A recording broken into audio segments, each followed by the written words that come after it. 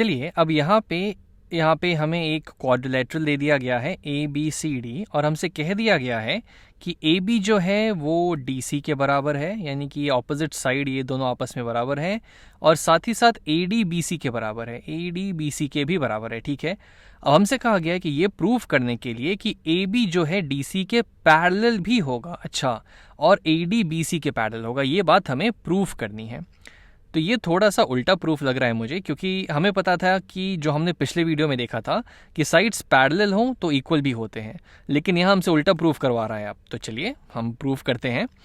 अब जैसा कि हमें ट्रायंगल्स की प्रॉपर्टी के बारे में थोड़ा ज़्यादा ही पता है और कॉन्ग्रुएंसी को भी हम उससे रिलेट कर सकते हैं, तो इसके एंड पॉइंट्स को हम ज्वाइन करके ट्रायंगल बनाने की कोशिश करते हैं। यानी कि हम मान लेते हैं हम कि यहाँ पे इस BD को, चलिए इस बार हम AC को ज्वाइन करते हैं।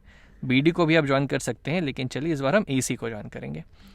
अब हमको ये ज्वाइन कर दिया हमने, फिर से हमको यहाँ पे दो ट्रायंगल दिख गए, लेकिन अभी हमको पता नहीं है कि इस बाकी साइड्स पैरेलल है या नहीं। तो एक काम करते हैं, यहाँ पे हम लिख देते हैं कि हमने क्या कंस्ट्रक्शन किया। हमने क्या किया है, जॉइन AC। अब जैसे ही हमने AC को ज्वाइन किया, हमें यहाँ पे दो ट्रायंगल्स दिखने लगे फिर से।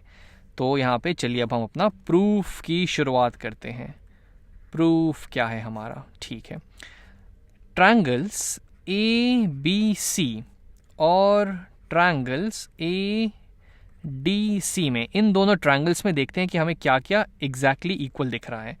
तो इन दोनों ट्रायंगल्स में पहली बात तो हमें दिया हुआ है कि AB, इस ऊपर वाले ट्रायंगल का ये AB नीचे वाले ट्रायंगल DC के बराबर है। तो चलिए बात यहाँ पे लिख देते हैं कि साइड AB जो है वो साइड DC के बराबर है। क्यों? क्योंकि ये चीज़ तो हमें दी हुई है, ठीक है।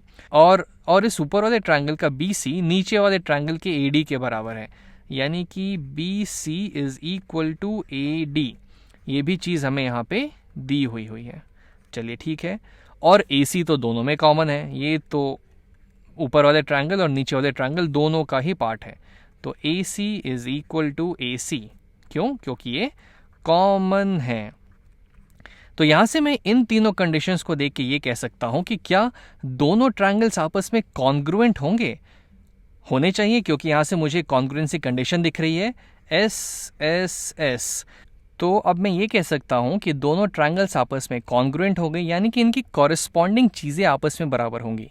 अब इसके कॉरेस्पॉन्डिंग था ये बराबर है, इसके कॉरेस्पॉन्डिंग ये बराबर है, इस एंगल के कॉरेस्पॉन्डिंग ये वाला एंगल बराबर होगा, इस एंगल के कॉरेस्पॉन्डिंग ये वाला एंगल होगा, जो कि आपस में बराबर होंगे, और ये एंगल जो है यहाँ पे इस एंगल के बराबर हो जाएगा। तो एक रिजल्ट हमें यहाँ से ये मिल गया कि चूंकि triangle ABC is congruent to triangle ADC, इसीलिए देयरफॉर एंगल, मान लेते हैं ये एंगल 1 है, ये एंगल 2 है, ये एंगल 3 है, ये एंगल 4 है, इसीलिए ऊपर वाले ट्रायंगल का एंगल 4 जो है वो नीचे वाले ट्रायंगल के एंगल 3 के बराबर हो गया, और ऊपर वाले ट्रायंगल का एंगल 2 जो है वो नीचे वाले ट्रायंगल के एंगल 1 के बराबर हो गया। अब देखिए, अब ध्यान से देखिए, अब इसको हम ट्रांसवर्सल के तरीके से देखते हैं।